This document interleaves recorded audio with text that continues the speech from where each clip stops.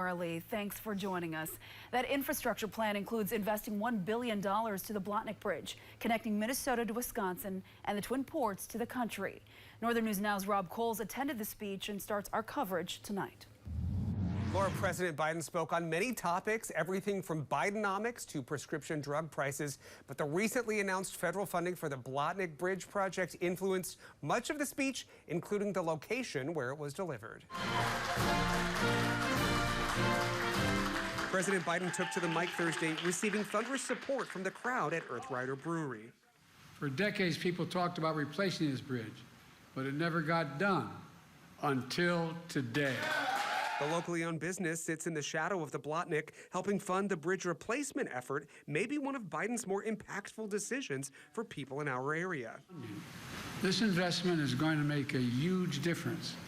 Less traffic, fewer car accidents, faster commutes to your jobs and schools, quicker response times from fire trucks and first responders. Biden says the project will create thousands of what he calls good-paying construction jobs in the region. We're investing in America, in jobs for American workers, built with American products.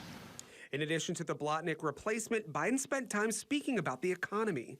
We also just learned that America filed 16 million new business applications since I became president. And taxes. He says he's proposing raising rates for billionaires to help pay for social services. If billionaires and big corporations paid even close to their fair share, we could strengthen Social Security and Medicare, bring down the cost. And in the end, the president finished off reiterating the importance of infrastructure. This bridge is important, but the story we're writing is much bigger than that. When you see the shovels in the ground and cranes in the sky and people hard at work in these projects, I hope you feel a renewed sense of pride.